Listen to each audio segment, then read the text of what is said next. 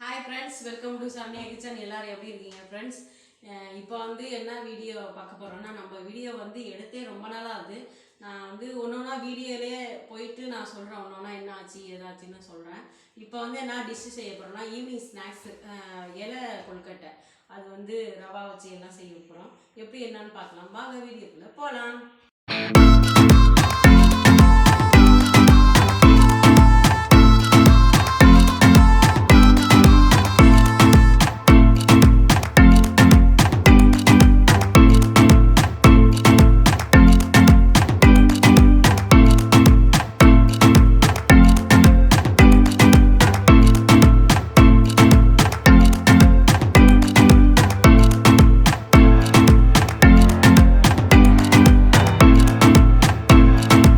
Friends, இப்போ இலை கொழுக்கட்டைக்கு தேவையான பொருள் ரவா, ஒரு கப்பு ரவா எடுத்து வச்சுருக்கேன்.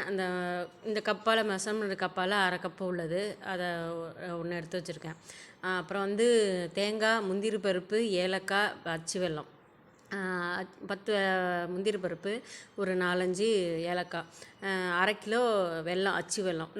நாங்கள் இனிப்பு கொஞ்சம் கூட சாப்பிடுவோம், அதனால் ஸ்வீட்டுக்கு தகுந்தாப்புல நீங்கள் எடுத்துக்கோங்க. எப்படின்னு நான் அரை கிலோ எடுத்துருக்கேன். உங்களுக்கு தகுந்தாப்புல ஸ்வீட்டுக்கு தகுந்தாப்புல நீங்கள் எடுத்துக்கோங்க. இது எப்படி என்ன செய்யலான்னு பார்க்கலாம். நெய் இதுக்கு மெயினே நெய்யில் தான் நல்லா செய்கிறது. வாழை இலை இதுமாரி சின்னதாக கட் பண்ணி பீஸ் பீஸாக போட்டு வச்சுருக்கேன். அந்த மடித்து வைக்கிற அளவுக்கு வச்சுருக்கேன் ஃப்ரெண்ட்ஸ். இப்போ பாவு காய்ச்சிட்டேன். வெள்ளைப்பாகு கரையணுமே அப்படின்னு லேட்டாகும், அதனால் அது கரையிறதுக்காக நான் எடுத்து ரெடி பண்ணி வச்சுருக்கேன்.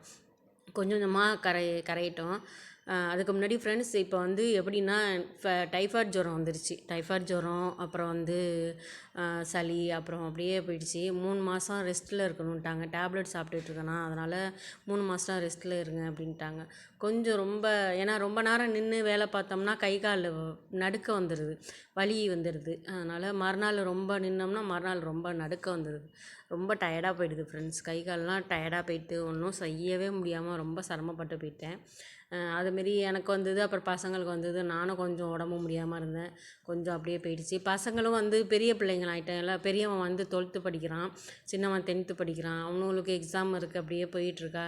அதனால் வீடியோ எடுக்கவும் ரொம்ப இதாகிடுச்சு. இப்போ நம்மளே எடுத்துடலாம் அப்படின்னுக்காக வீடியோ எடுக்கிறோம் ஃப்ரெண்ட்ஸ். இப்போ அதனால் கொஞ்சம் ஓரளவு செட் ஆகிடுச்சு. 3 மாதம் ஆகுது, வீடியோ எடுத்து 3 மாதம் ஆகிடுச்சி. ரொம்ப டயர்டாக போயிடுச்சு. அதனால தான் சரி எடுக்க முடியல. இப்போ ஓரளவு ரெகுலராக வரும், வீடியோ வரும். வர்றதுன்னு சொல்ல முடியாது, வரும், ஓரளவு வீடியோ வந்துடும் ஃப்ரெண்ட்ஸ். இப்போ பாவு காய்ச்சிட்டேன். இப்போ நெய் ஊற்றி அடுப்பு பற்ற வச்சு நெய் ஊற்றிட்டேன். ஒரு 3 அந்த ஸ்பூனால் 3 டேபிள் ஸ்பூனு நெய் ஊற்றிக்கிங்க. முந்திரி பருப்பு நல்லா பொன்னிறமாக நல்லா வறுத்துக்குங்க. தேங்காய் நம்ம 1 கப் தேங்காய் எடுத்து வச்சுருக்கோம்ல, அந்த தேங்காயெலாம் போட்டு இது பண்ணிக்கணும். முந்திரி பருப்பு நல்லா 1 2 உடச்சி விட்டுட்டு, முழுசாக போடக்கூடாது, 1 2 உடச்சி விட்டுட்டு நல்லா பொன்னிறமாக நல்லா வறுத்துக்கணும். அந்த சிகப்பாக நல்லா ரெட்டாக ஆகணும். ஓரளவு ரொம்ப கருவை விட்றாதீங்க, லைட்டாக கருவணும், லைட்டாக இது பண்ணால் போதும். இப்போ 1 கப்பு தேங்காய் எடுத்து வச்சுருக்கேன், அதை அப்படியே ஃபுல்லாக போட்டு வதக்கிக்கலாம். ஃபுல்லாக வதக்கினோம். வதக்கிக்கிட்டு நல்லா பொன்னிறமாக அந்த நெய்யிலேயே வறுத்துடணும். நெய் எவ்வளோ ஊற்றுறீங்களோ அவ்வளோ டேஸ்ட்டு கொடுக்கும். உங்களுக்கு நெய் வேண்டாம் அப்படின்னா தேங்காய் எண்ணெயில் செய்யலாம். தேங்காய் எண்ணெய் செஞ்சிங்கன்னா தேங்காய் போடுறது அந்த ஸ்மெல் தான் வரும். அதனால் ஓரளவு நெய் சேர்த்துக்குங்க. எண்ணெயிலே சேர்க்க முடியாது, எண்ணெய் ரொம்ப ஸ்மெல் அடிக்கும், எண்ணெயும் சேர்க்க முடியாது. ஒரு 3 ஸ்பூனால் ஊற்றுற மாதிரி நெய் வாங்கிக்கிங்க. போதும் ஃப்ரெண்ட்ஸ். 50 கிராம் வாங்கினீங்கன்னா போதும், இந்த கொஞ்சோண்டு செய்கிறதுக்கு போதும். இப்போ நல்லா வதக்கிக்கிங்க. வதக்கிக்கிட்டு போதும், இந்த பொன்னிறமாக நம்ம வதக்கினா போதும். இந்த கலர் போதும், லைட்டாக அந்த வாசனை வந்தால் போதும். இப்போ முந்திரி பருப்பு, தேங்காய் போட்டு நல்லா வதக்கி, நல்லா பொன்னிறமாக வதக்கிட்டு லைட்டாக வதக்கி நல்லா இது பண்ணிக்கணும் ஃப்ரெண்ட்ஸ். அப்புறம் ரவா போட்டுக்கணும். ரவாவை போட்டு கிண்டிக்கணும். நீங்கள் வறுத்த ரவா, வறுக்காத ரவா எதாக இருந்தாலும் ஓகே தான். நான் லைட்டாக வறுத்துட்டு நான் போட்டிருக்கேன். உங்களுக்கு எப்படி இன்னுமோ வறுத்துக்குங்க. நான் வறுத்த ரவா தான் வாங்கியிருக்கேன். அதை லைட்டாக வறுத்துட்டு நான் போட்டிருக்கேன். இப்போ இதை லைட்டாக போட்டுங்க. இந்த ஸ்டேஜில் ஒரு சிட்டிகை உப்பு போட்டுக்குங்க. நான் உப்பு போடுறப்ப வீடியோ தானாக ஆஃப் ஆகிடுச்சி. நான் ஆன்லேயே இருந்திருக்குன்னு நினச்சேன், ஆஃப் ஆகிடுச்சி. அதனால் இந்த ஸ்டேஜில் லைட்டாக ஒரு சிட்டிகை ஸ்வீட்டு தூக்கி கொடுக்குறதுக்காக லைட்டாக ரவோண்டு போட்டு உப்பு போட்டுங்க இந்த ஸ்டேஜில். வறுத்து நல்லா வறுத்துக்கணும் ஃப்ரெண்ட்ஸ். பாகு வந்து காய்ச்சி வச்சுருக்கேன்னா அந்த பாகு காய்ச்சி லைட்டாக வடிகட்டி கொஞ்சம் கொஞ்சமாக ஊற்றி ஊற்றி கிண்டணும். நான் கொஞ்சம் ஓரளவு ஊற்றி கிண்டிட்டேன். நல்லா திக்காக வரணும், கெட்டியாக வரணும். நம்ம தேங்காய் பூரணம் செய்கிறோம்ல, கடலப்பருப்பு இந்த போட்டு பூரணம் செய்கிறோம்ல, அந்த ஸ்டேஜில் வரணும். இது வந்து அந்தமாரி தான் ஃப்ரெண்ட்ஸ். இது வந்து கடலப்பருப்பு போடாமல் ரவா போட்டு நல்லா செய்கிறோம். இது சூப்பராக இருக்கும் ஃப்ரெண்ட்ஸ். நம்ம கொழுக்கட்டை தானே இது, ரவா கொழுக்கட்டை மாதிரி இலை வச்சு கொழுக்கட்டை, ரவா கொழுக்கட்டை சூப்பராக இருந்தது ஃப்ரெண்ட்ஸ். சாப்பிட்டோம், நல்லா இருந்தது, டேஸ்ட்டு நல்லா இருந்துச்சு. இது வந்து நீங்கள் வெல்லம் சேர்த்துக்கலாம். நாட்டு சர்க்கரை வந்து சேர்த்தோம்னா அந்த டேஸ்ட் வராது. அச்சு வெல்லம் சேர்த்திங்கன்னா நல்லாயிருக்கும். அதுமாரி பாவு வச்சு நான் பாவு வச்சுருக்கேன் பாருங்களா, பாவு கிண்டி இது பண்ணி பண்ணிக்கணும். இப்போ வந்து கொஞ்சம் கொஞ்சமாக கிண்டிக்கணும். ஏன்னா கொஞ்சம் நான் ஊற்றிட்டேன் வெல்லம் வந்து பாவு காய்ச்சினேன்னா ஊற்றிட்டேன் கொஞ்சம். ஏன்னா டப்புன்னு உட்கார்ற மாதிரி இருந்தது. ரவா உங்களுக்கு கெட்டி பிடிக்கும்ல டப்புன்னு, அதனால் இப்போ வந்து கொஞ்சம் கொஞ்சமாக வடிகட்டி நான் சேர்த்துக்கிட்டேன் வெல்லம். இப்போ கொஞ்சம் கொஞ்சமாக சேர்த்துருக்கேன் பாருங்க. கொஞ்சம் கொஞ்சமாக சேர்த்து நம்ம கிண்டி விடணும். ஒரே இதாக சேர்த்தோம்னா ரொம்ப இதாக இருக்கும், எப்படின்னு தெரியாது. ஏன்னா வந்து ரவாவை வந்து இழுக்கிற தன்மை இருக்குது, அதனால் ஓரளவு இதாகிடும். இப்போ வந்து ரவா கொஞ்சம் கொஞ்சமாக வெல்லம் வந்து சேர்த்துக்குங்க. ரவா எல்லாத்தையும், ரவா, தேங்காய், முந்திரி பருப்பு, வெல்லம், அச்சு வெல்லம் எல்லாத்தையும் போட்டு ஒரே இதாக கிண்டி அந்த கெட்டியாக வரணும், திக்னஸ் வரணும், நல்லா திக்காக. இப்போ வந்து நான் இன்னொரு தடவை ஏலக்காய் போட்டு கொஞ்சமாக ஏலக்காய் போட்டுட்டு மறுபடியும் அந்த வெள்ளை காய்ச்சி இருக்கோம்ல, மறுபடியும் கொஞ்சோண்டு ஊற்றுறேன். ஏலக்காய் ஒரு 4 ஏலக்காய் இடித்து வச்சுருக்கேன்னா அதையும் போட்டு வாசனைக்காக ஏலக்காய் போட்டுங்க. ஏலக்காய் பிடிக்காதவங்க ஸ்கிப் பண்ணிக்கலாம். இப்போ வந்து நான் ஏலக்காய் போட்டு வெல்லம் இருந்த வெல்லத்தை காய்ச்சினேன்னா அந்த இதையும் நல்லா ஊற்றிட்டேன். ஃபுல்லாக வடிகட்டி நல்லா கிண்டணும். நல்லா திக்காக வரணும், நல்லா கெட்டியாக நல்லா வரணும். இந்தமாரி தண்ணியாக இருக்குல்ல, இதுமாரி இருக்கக்கூடாது, கெட்டியாக நல்லா எடுத்து இது பண்ணுற மாதிரி பக்குவம் வரணும். அது காமிக்கிறேன் ஃப்ரெண்ட்ஸ். நல்லா கிண்டிக்கிட்டே இருக்கணும், அடி பிடிக்காமல் கிண்டிக்கிட்டே இருக்கணும் ஃப்ரெண்ட்ஸ். எவ்வளோ கிண்டுறீங்களோ இது பண்ணிங்கன்னா சிம்மில் வச்சுக்கிங்க. ஏன்னா தெறிக்கும், மேலே தெறிக்கும் அப்படியே. இப்போ இன்னும் 2 பாதி தெறிக்குங்க, நம்ம கிண்டிகிட்டு இருக்கும் போதே தெறிக்கும். பார்த்து கேர்ஃபுல்லாக செய்யுங்க. அவ்வளோதான் ஃப்ரெண்ட்ஸ். நல்லா இப்போ வந்து ஓரளவு கிண்டிக்கிட்டே சிம்மில் வச்சிட்டிங்கன்னா நல்லா கெட்டியாக வந்துடும். கிண்ட நல்லா கெட்டியாக வந்துடும் ஃப்ரெண்ட்ஸ். இப்போ வந்து நல்லா கெட்டியாக வருது பாருங்கள். நல்லா ஃபுல்லாக கெட்டி விடணும், ஏன்னா அந்த பபிள்ஸ் வரும், பபிள்ஸ் வந்துட்டு கெட்டிப்படும். ஈவனாக கரெக்டாக நல்லா ஒரே மாதிரி ஒத்தாப்பில் கிண்டணும் பாருங்கள். கிண்டி எல்லாம் ஃபுல்லாக போட்டு விட்டு நல்லா இது பண்ணுவோம் ஃப்ரெண்ட்ஸ். அவ்வளோதான் ஃப்ரெண்ட்ஸ். நல்லா கிண்டிக்கிட்டே இருக்குமா, கிடுகிடுன்னு கிண்ண அளவுக்கு நம்ம ஓரளவு நல்லா பக்குவம் வந்துடும். அவ்வளோதான் ஃப்ரெண்ட்ஸ். இது நல்லா எவ்வளோ கிண்டுறோமோ நல்லா இதாக இருக்கும். சூப்பராக இருக்குது பாருங்கள், நல்லா இருந்தது. வாழை இலையில் வச்சு இது பண்ணலாம். நீங்கள் வாழை இலை வச்சு வச்சாதான், பட்டர் சீட்லாம் வைக்க முடியாது, ஏன்னா இட்லி பானையில் வேக வைக்கணும். அதனால் வாழை இலை கிடச்சிதுன்னா நீங்கள் அந்த சின்னதாக கட் பண்ணி அப்படியே ஒன்று ஒன்றா நம்ம கொழுக்கட்டை வைப்போம்ல, அதேமாரி ஒன்று ஒன்றா வச்சுக்கலாம். இப்படி இல்லை இதில் வைக்க முடியலன்னா அந்த பிள்ளையார் பிடிப்போம்ல, இந்த இதில் கொழுக்கட்டையில் சுழியம் போட்டு பூரணம் வச்சு செய்வோம்ல, அந்த இதுலேயும் வச்சுக்கலாம். அப்படியே வச்சு அந்த இதில் வேக வச்சு நீங்கள் செய்யலாம். இது வந்து வாழையில் செய்கிறது தான் நல்லாயிருக்கும். நீட்டாக இலை வந்து மடித்து வைக்கணும். நான் வந்து நீட்டாக இலை வந்து குட்டியாக கட் பண்ணிட்டேன், பெருசாக கொஞ்சம் கட் பண்ணியிருக்கணும், குட்டி குட்டியாக கட் பண்ணிட்டேன். மடித்து வச்சோம்னா கிழிஞ்சி போயிடுது. அப்படியே நீட்டாகவே வச்சுட்டேன். நான் மடித்து காமிச்சிருப்பேன். அப்படியே வச்சு வேக வச்சுட்டேன் இட்லி பானையில். இந்த பாருங்கள், கிண்ட எவ்வளோ திக்காக வந்துட்டு பாருங்கள், நல்லா ஃபுல்லாக திக்காக வந்துடுச்சு. அவ்வளோதான் ஃப்ரெண்ட்ஸ். இதுமாரி தான் இருக்கணும், இந்த பக்குவத்துக்கு தான் இருக்கணும். இன்னமும் ஆறுனுச்சுன்னா இன்னும் திக்னஸ் வரும். நல்லா ஆறுனின்னா நல்லா இறுகிடும், ஆற நல்லா இறுகிடும். இது கிண்ட தான் இவ்வளோ ஃப்ரெண்ட்ஸ். இப்போ கொஞ்சமாக நெய் ஊற்றிப்பேன்.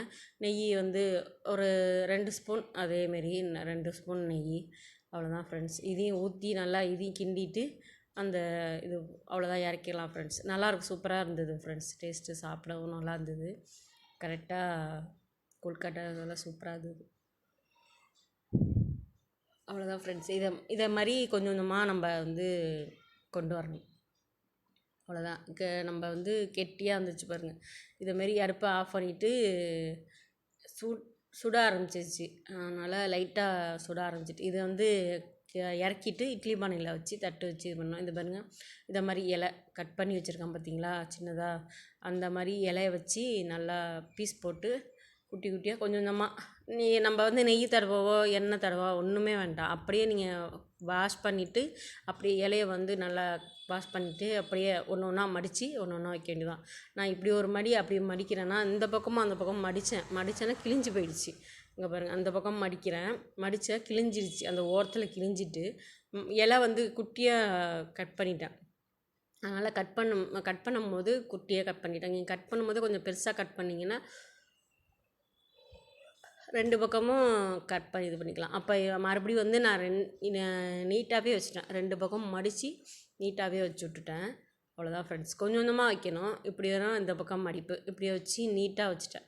இப்படியே வந்து குட்டியாக கட் பண்ணிட்டேன். அதை பார்த்திங்களா, சின்னதாக கட் பண்ணிட்டேன். அதனால் 2 பக்கம் மடித்து வைக்க முடியல. கரெக்டாக இது பண்ணிட்டேன் ஃப்ரெண்ட்ஸ். அவ்வளோதான், நீட்டாக வச்சு மடித்து 2 பக்கமும் வச்சுட்டேன். அவ்வளோதான் இது ஃப்ரெண்ட்ஸ். இதை வந்து ஒரு 4 போட்டு வேக வச்சிடுறேன். இட்லி பானையில் வச்சுட்டேன். அடுப்பில் இட்லி பானை வச்சுட்டேன். அதை தண்ணி கொதிக்கணும்ல, அதுக்காக நான் இட்லி பானை முன்னாடியே வச்சு இதை மடித்து அப்படியே 2 அப்படியே 2 3 வச்சு மடித்து வச்சுட்டேன். 2 இதை பண்ணி அதையும் பிஞ்சிருச்சு பாருங்கள். அதை மடித்து வைக்கிறதுக்கிட்டையும் இலை பிஞ்சிருச்சு. அதுக்கப்புறம் வேறு இலை மாற்றி அதுக்கப்புறம் வேறு இது பண்ணேன். அவ்வளோதான் ஃப்ரெண்ட்ஸ். இப்போ வந்து இலை கிழிஞ்சிச்சு. அதை மாற்றிட்டு வேறு இலை வைக்கிறேன். ஏன்னா அது இலை வந்து மடித்து வச்சேன்னா அது கிழிஞ்சு போச்சு. அதனால் வேறு இலையை வச்சுக்கிட்டேன் ஃப்ரெண்ட்ஸ். கொஞ்சமாக வைங்க, ஏன்னா சூடாக இருக்குது. ஆற விட்டு கொஞ்சம் கொஞ்சமாக வச்சுருங்க. அந்த சூட்டுக்கு வந்து இலை கிழியுதா என்னமோ தெரியல. இப்போ வந்து இப்படி ஒரு மடி அப்படி ஒரு மடித்து வச்சு எல்லாத்தையும் ரெடி பண்ணி வச்சுட்டேன். சூடாக வைக்கும் போது நல்லா இருந்தது. ஆற விட்டு சாப்பிடும் போதும் நல்லா இறுகி நல்லா கொழுக்கட்டை நல்லா கெட்டியாக பதத்துக்கு வந்துடுச்சு ஃப்ரெண்ட்ஸ். சூப்பராக இருந்தது, நல்லா இருந்துச்சு. சாப்பிட்டோம், நல்லா இருந்தது ஃப்ரெண்ட்ஸ். எப்படி செஞ்சுட்டு நீங்கள் எப்படி இருக்குதுன்னு சொல்லி கமெண்ட் பாக்ஸில் கமெண்ட் பண்ணுங்கள். 4 இது செஞ்சு வச்சுட்டேன். இப்போ வந்து வேக வச்சிடறேன். இட்லி பானையில் வேக வச்சுட்டு இட்லி மூடியை போட்டு தட்டி இது பண்ணிடுறேன். வேக வச்சிட்டேன் பாருங்கள். 4 பொட்டு வச்சுட்டேன். இட்லி பானையில் வந்து மூடி வச்சு ஒரு 10லேருந்து 15 நிமிஷம் வேகணும். வேக விட்டு பார்க்கலாம் ஃப்ரெண்ட்ஸ். எப்படி இருந்தது என்னான்னு பார்க்கலாம். சூப்பராக இருந்தது ஃப்ரெண்ட்ஸ். இப்போ பாருங்கள் ஃப்ரெண்ட்ஸ், இப்போ வந்து வெந்துருச்சு. எப்படி இருந்தது பாருங்கள். இப்படி கலர் சேஞ்ச் ஆகுது பாருங்கள். இலை வந்து பச்சை கலராக நல்லா கரெக்டாக நல்லா அந்த கலரு சேஞ்ச் ஆகணும். நல்லா இதாக இருக்கும். இன்னும் கொஞ்சம் நல்லா அந்த கரெக்டாக வந்துடுச்சு. தண்ணி கொஞ்சம் இதாகிடுச்சு. நல்லா கலரும் சேஞ்ச் ஆகிடுச்சு பாருங்கள். பச்சை இலை வந்து எப்படி இருந்தது அப்படியே சேஞ்ச் ஆகிடுச்சு. இப்போ ஆறட்டும். ஆற விட்டு நம்ம ஒன்று ஒன்றா எடுத்து பார்க்கலாம். இது பாருங்கள், வெந்திருக்கு பாருங்கள். இது வந்து மறுபடியும் நான் வச்சேன் இன்னொரு தடவை. இப்படி வச்சு இந்த பக்கமாக வைக்கலாம் அப்படின்னு வேக வைக்கும் போது வச்சேன். இன்னொரு 2வது ஈடு. ஃபஸ்ட்டு ஈடு எடுத்துட்டேன், சூடாக இருந்தது. அது வேறு தட்டில் மாற்றிட்டு அடுத்த வந்து இன்னொன்று வைக்கிறேன். கொஞ்சமாக வச்சு அப்படியே வச்சு ஆற விட்டோன்னா கொஞ்சமாக வைக்கிறேன் ஃப்ரெண்ட்ஸ். அந்த இலை வந்து கொஞ்சம் ஆறிடுச்சு. அந்த பூர்ணமும் அந்த கொழுக்கட்டையும் நல்லா ஆறிடுச்சு. கொஞ்சம் கொஞ்சமாக வச்சுக்கிங்க. உங்களுக்கு ஒரு 3 ஸ்பூன் அப்படி வச்சுக்கிட்டிங்கன்னா இலை வைக்க ஈஸியாக இருக்குது. இது வந்து இலை கொஞ்சம் நான் பெருசாக கட் பண்ணிட்டேன். அவ்வளோதான் ஃப்ரெண்ட்ஸ். இதை வச்சு அப்படியே மடித்து வச்சிடலாம். மடித்தோம்னா வந்து இலை கிழிஞ்சு போயிடுது. அதனால் நான் மடிக்கலை. அப்படியே மடித்ததில்ல அப்படியே நீட்டுக்காக அப்படியே வேக வச்சுட்டேன் இட்லி பானையில். உங்களுக்கு எப்படி சௌகரியமோ என்னமோ பார்த்து செஞ்சுக்கோங்க ஃப்ரெண்ட்ஸ். இப்போ அழகாக இந்த ரவா இலை கொழுக்கட்டை சூப்பராக ரெடி ஆகிடுச்சு ஃப்ரெண்ட்ஸ். இந்த டிஷ்ஷு வந்து செஞ்சு பார்த்துட்டு எனக்கு கமெண்ட் பாக்ஸில் கமெண்ட் பண்ணுங்கள் எப்படி இருந்துச்சுன்னு. இந்த வீடியோ பிடிச்சிருந்தா லைக் பண்ணுங்கள், ஷேர் பண்ணுங்கள், கமெண்ட் பண்ணுங்கள். மறக்காமல் சப்ஸ்கிரைப் பண்ணிட்டு பெல் பட்டன் அமைக்கி ஆல் கொடுத்தீங்கன்னா அப்புறம் வீடியோஸ் நோட்டிஃபிகேஷனாக வந்துகிட்டே இருக்கும். நெக்ஸ்ட் வீடியோ சந்திக்கலாம். டேக் கேர், பாய்.